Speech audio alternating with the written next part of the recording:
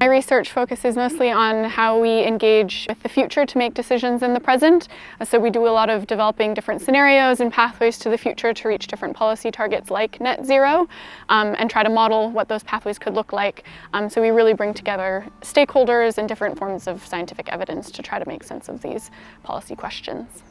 We have these big policy targets like net zero by 2050, but obviously when that comes to action today and in the near future, that implicates all of us in our everyday lives, working on the land, living on the land, enjoying nature. And so as we try to make plans for what we're doing and how we set priorities in terms of what we fund and where we place our time,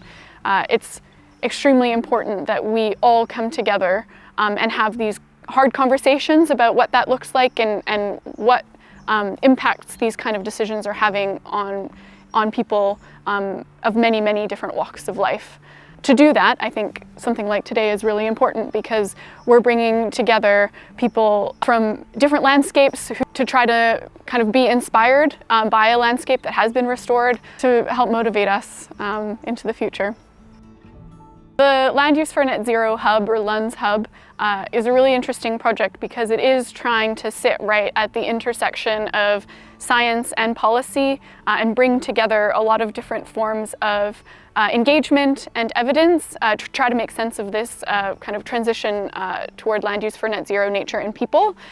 So what that looks like is we have a work package focused on transdisciplinary community engagement, identifying the right stakeholders, the different perspectives of people at all scales and out on the land, and bringing them into these conversations. We have the Net Zero Futures platform, which is really looking at co-developing policy pathways toward net zero that take in a lot of this complexity that we're talking about and modeling them to see if we actually do make these targets and kind of inspiring potentially more transformative actions to achieve those futures.